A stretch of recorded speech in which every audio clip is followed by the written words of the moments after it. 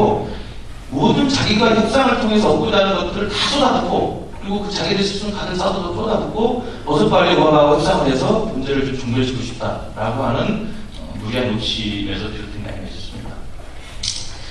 이건 이제 예를 들면 그겁니다. 쉽게 예를 들면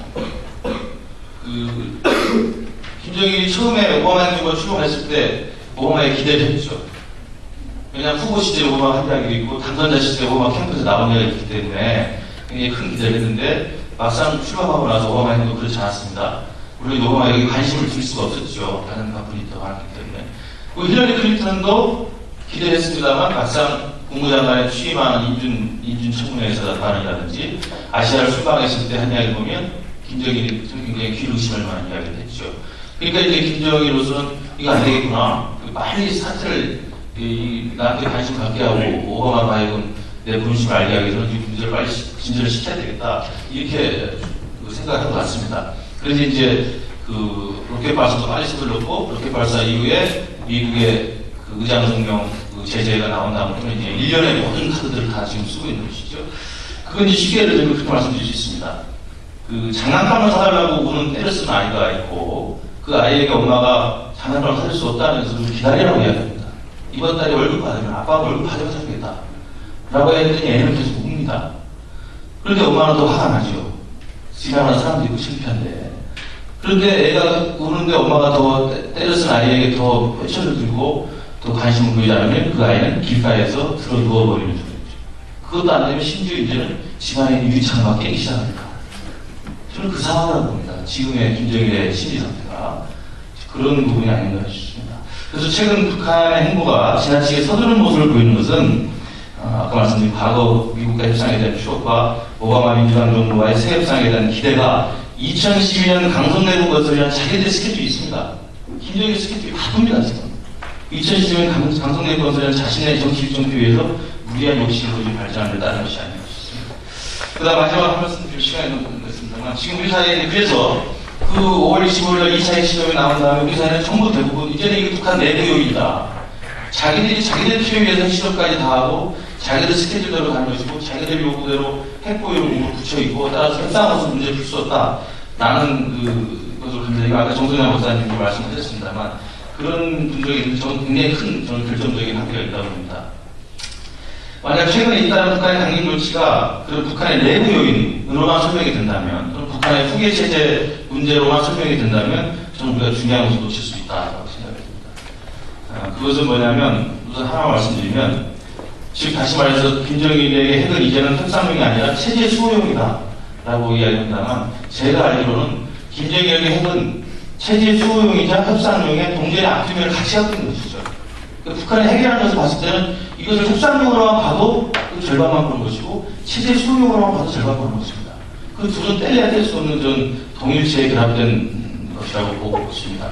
항상 이중용도를 갖고 있고 이것이 협상이 진행될 때는 핵을 폐기하면서 협상용으로 핵폐기의 대가로 얻을 것을 최대한 얻어내는 것으로 가고 협상이 잘 안되거나 북한과 미국 사이의 적대 관계가 계속 강화될 때는 체제 수용으로 핵무기 기술을 더욱더 발전시키고 강화시키면서 차후에 있을 협상에 유리한 모델을 선정하려고 하는 것이죠. 그리고 자기들한테 유리한 것이고 핵을 가지게 되면 그 두 가지는 좀 같은 것인지 분리해서 생각할 수가 없다. 그래서 이번 5월에 2차 핵실험이 일어나자마자 이전에는 내가 전혀 몰랐던 사실을 갑자기 알게 된 것처럼 북이 드디어 협상용 카드를 버리고 체제 수용 카드로 명확히 의지를 밝혔다고 호들갑을 떠는 것은 어떻게 맞지 않습니다. 이미 북한은 2005년 2월 10일 날 외무성 성명을 통해서 핵 보유를 선언했습니다. 2006년 10월 달에 핵 실험을 했습니다. 그때는 그러면 협상용이나 체제 수용 둘 중에 하나는 아닌가요? 저는 둘 중에 하나 같이 가는 것이었다 그래도 이번에 2차 핵실험도 마찬가지라고 봐야지 그때는 조용히 있다가 이번에 2차 핵실험 보니까 왔다. 이제는 협상용 포기한 거 아니냐 라고 말하는 것은 좀 과도한 해석이 아닌가 싶습니다. 그 다음에 이런 내부 요인은 후계 요인은 가장 결정적인 관계는 아무것도 할 게 없다는 겁니다. 대책이 없다는 역설에 수하게 된다는 거죠. 북한의 모든 조치를 내부 탓으로 규정하고 이로 인해 조성된 한반도 위기보조의 책임을 모두 북한에 전가해버리는 이른바 노스코리아 베싱 북한을 막 때리면서 지금의 상황들을 우리가 회피한다고 한다면 이것은 굉장히 쉬운 방법입니다. 설명이 쉽죠. 정세인식 쉽습니다. 그러나 해결책은 너무너무 없는 거다. 그 해결책이 없는 굉장히 막연한 딜레마를 최근에 저는 조선일보의 한 칼럼과 중앙일보에서 좀 확인할 수 있었습니다. 77페이지를 보면요. 조선일보의 어느 논설위원이 쓴 칼럼이 있습니다. 이명박 대통령과 오바마 대통령이 정상회담을 한 날 쓴 칼럼인데 거기가 그런 내용이 있습니다. 북한이 핵실험한 이후에 북한은 드디어 이제 절대 결코 핵을 포기하지 않을 것이다. 따라서 협상이 무효하고 육자회담은 쓸모가 없다. 라는 정서를 인식한 순간 그 논설위원의 칼럼은 어떻게 결론을 주냐면 우리가 할 수 있는 건 하나도 없다. 그리고 그냥 결론을 냈습니다. 그 내용을 한번 자세히 읽어줄 시간이 되어지지 않습니다. 그 다음에 또 비슷한 게 중앙일보의 대기자 한 분께서 미국에 가서 세미나에서 발표한 내용입니다. 그러다 보니까 우리가 할 게 없다는 결론에 비관적 결론을 도달하게 되고 그러다 보니까 중국만 쳐다보게 됩니다. 중국이 해주면 될 텐데 중국이 제재에 동참하면 될 텐데 그런 생각을 하다 보니까 중국이 제재에 동참할 수 있는 방법들을 이제 각가지 묘안을 짜기 시작합니다. 그러면서 중앙일보 한 분이 낸 이야기를 이런 이야기를 합니다. 북한 정권에 이변이 생길 경우에 한국과 미국은 중국의 이익을 해치는 행동을 하지 않고 중국의 의견을 존중하며 한반도가 통일될 경우 미국은 383 이북으로 병력을 이동시키지 않는다거나 북한의 일시적인 친중국 정권이 수립되는 걸 용인하는 것들도 약속해야 된다. 라고까지 갑니다. 그럴 수밖에 없습니다. 우리가 외자에서 노력하면. 이게 뭐가 저런 저는 좀 안타까운 이 아이러니가 있죠.